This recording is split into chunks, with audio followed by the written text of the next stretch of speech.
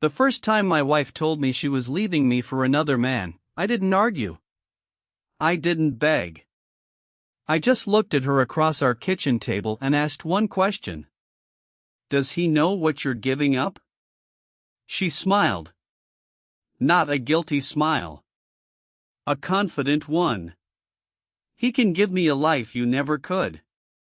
3 months later, she was standing beside that man at a charity gala, smiling for photographers. What she didn't know was that the company he had spent years bragging about didn't belong to him. It belonged to me. And I had never told her. My name is Daniel, and for most of my marriage, my wife believed I was an ordinary man with an ordinary job. In some ways, she was right. I drove an 8-year-old sedan. I wore the same 3 suits to work. I rarely ate at expensive restaurants. I didn't care about designer watches or luxury vacations. What she didn't know was that I had deliberately built my life that way.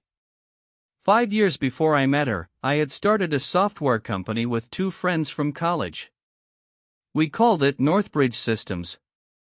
At first, it was nothing. 3 people working from a rented office above a printing shop. We wrote software for small logistics companies. Our first year, we barely made enough to pay ourselves. Our second year, things changed. A major transportation company signed a contract with us. Then another. Then another.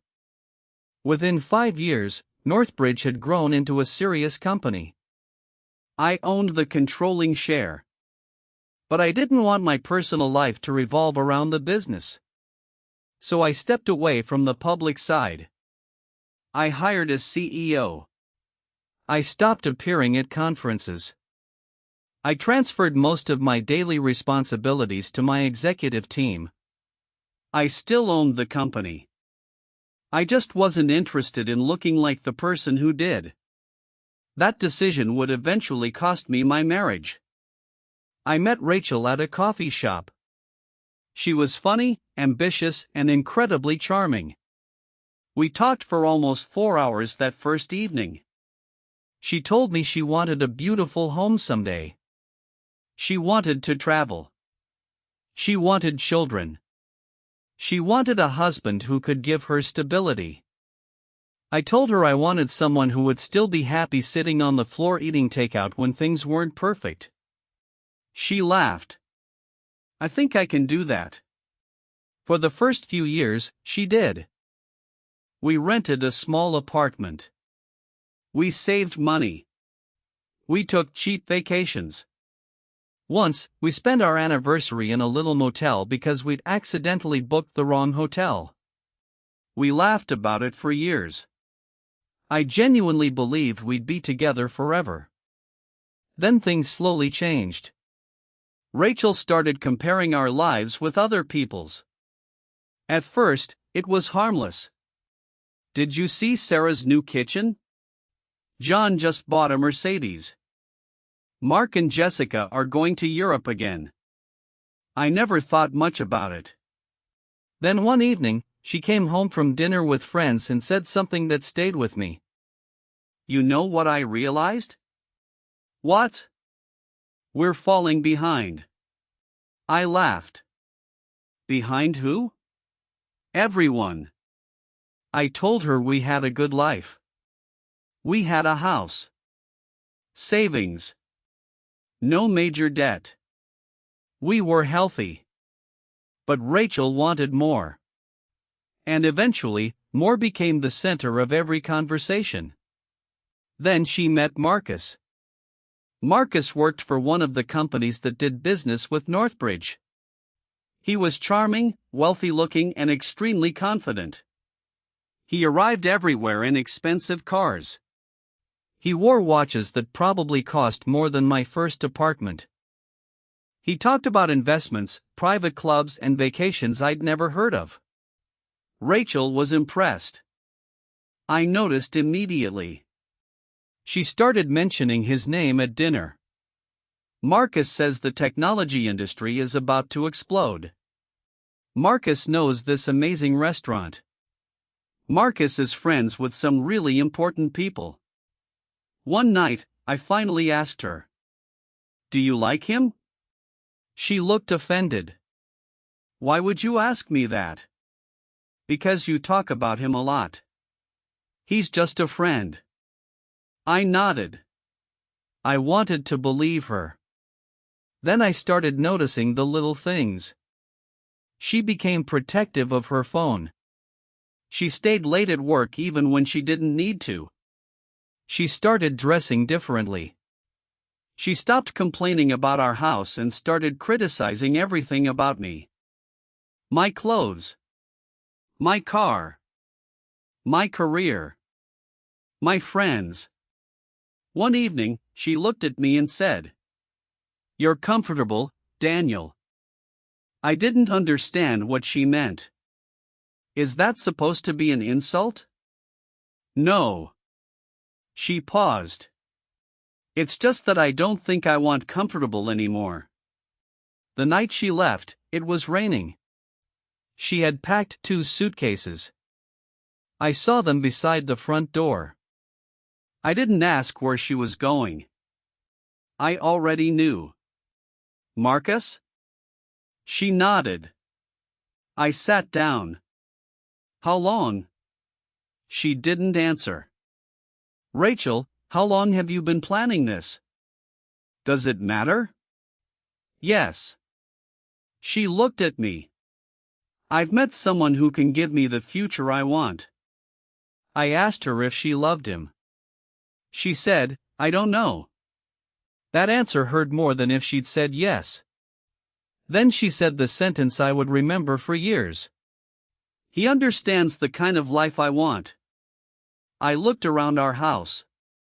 The pictures. The furniture we'd chosen together. The little scratch on the dining table from the first Christmas we spent together. Then I looked back at her. Apparently, I don't. She picked up her suitcase. "I'll send someone for the rest of my things." Before she walked out, I asked, "Does he know you're leaving your husband for him?" She stopped. "He knows everything." I almost laughed. "No, Rachel." She turned around. "He knows what you told him." She left. The next morning, I called my attorney. Not because I wanted revenge. Because I wanted to make sure everything was handled properly. Rachel filed for divorce 2 weeks later. Marcus didn't waste time. Photos of them started appearing online. Luxury restaurants. Beach resorts. Business events. Rachel looked happier than I'd seen her in years. People who knew us started calling. Some wanted to comfort me. Others wanted gossip. I told everyone the same thing. I'm fine. I wasn't. But I was getting there. I moved into a smaller apartment. I started exercising again. I reconnected with old friends. And I went back to Northbridge more often. One afternoon, my CEO, Alan, walked into my office. "You know Marcus is getting closer to the board." I looked up. "Why?" "He's been telling people he has relationships with investors who could help us expand." I smiled. "Does he know who owns the controlling shares?" Alan laughed. "He thinks he does." That was the first time I realized how ironic the entire situation had become. Marcus had been trying to impress Rachel with his connection to Northbridge. But he had no idea he was dealing with the company owner. 6 months later, Northbridge announced a major expansion. The company was preparing to acquire a smaller technology firm. The business press started covering us again.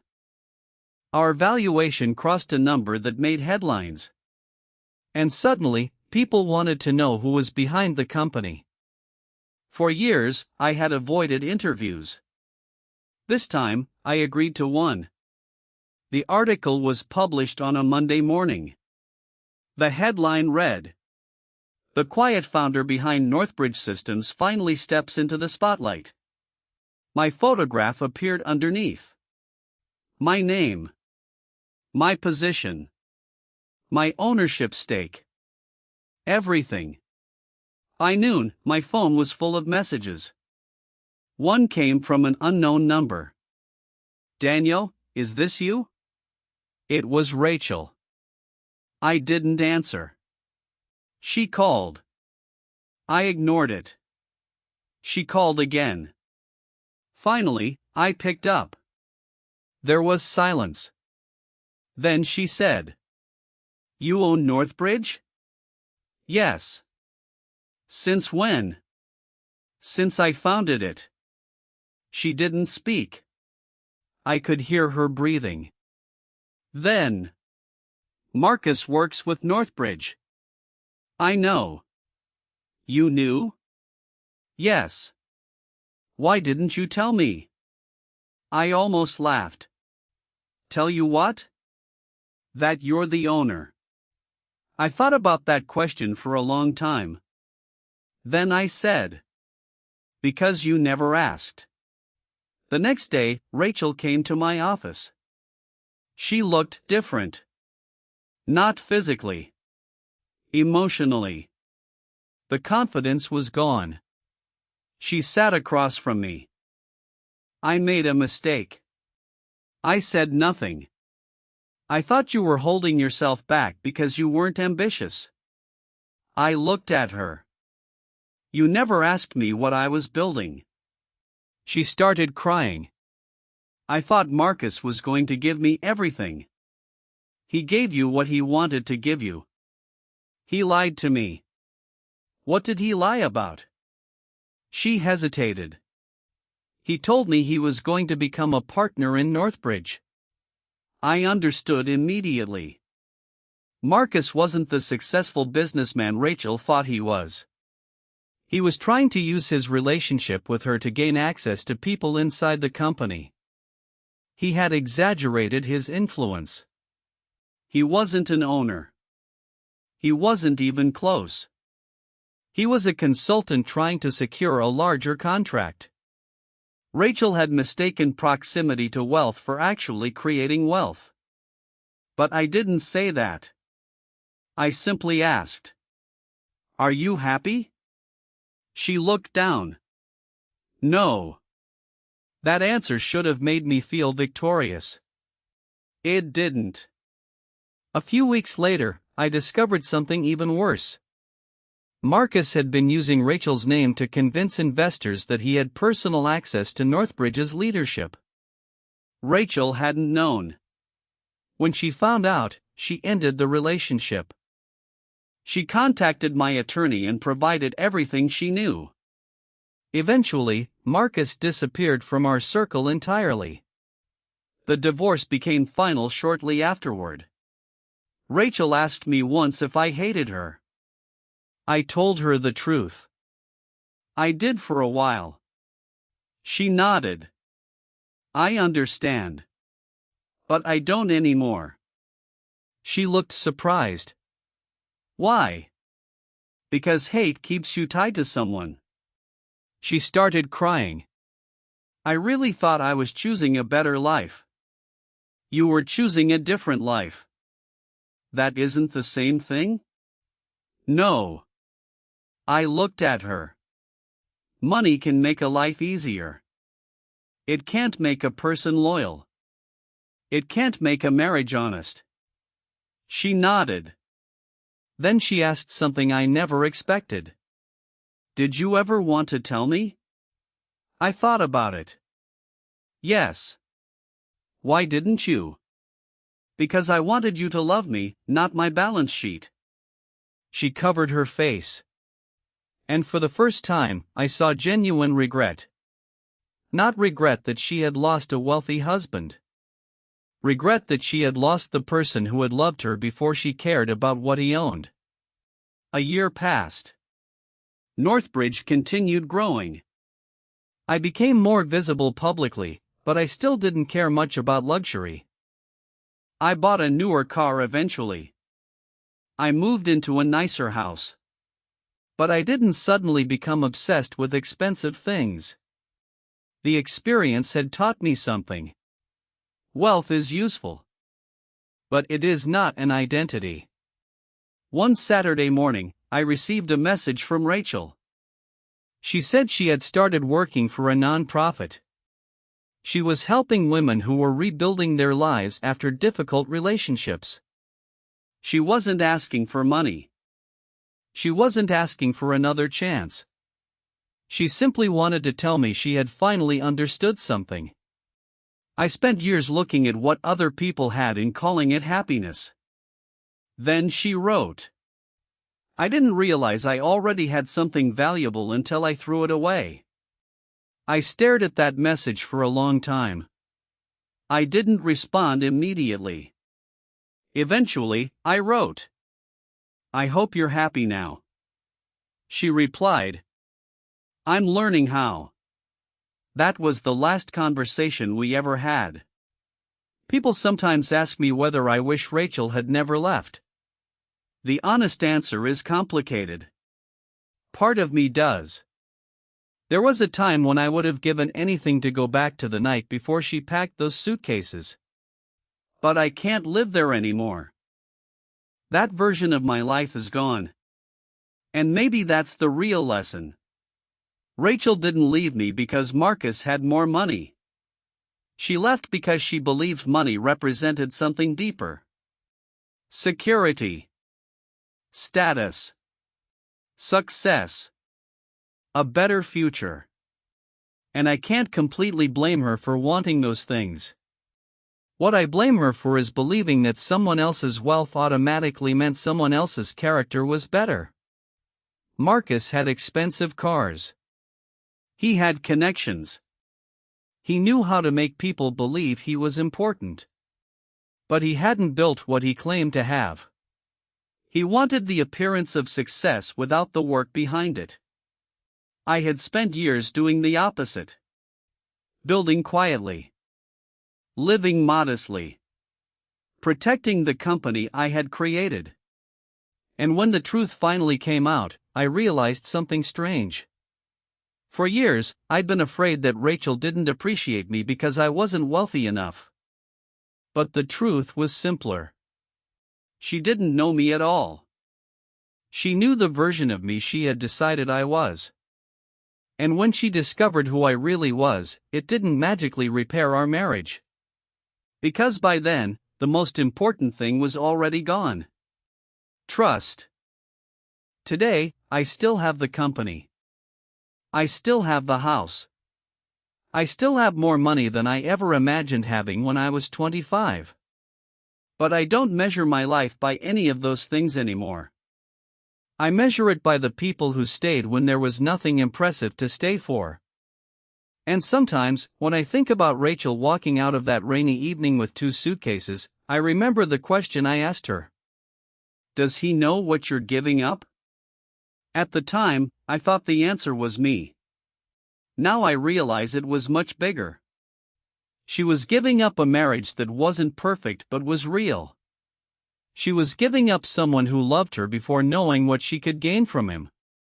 And she was giving up a life she might have been happy with if she had stopped comparing it to everyone else's. As for me, I didn't lose everything that night. I lost my marriage. I lost the woman I thought would grow old beside me. But I also found out who I was without her. And eventually, I learned something money had never been able to teach me. The most valuable thing you can build isn't a company. It's a life you don't have to pretend to be happy with.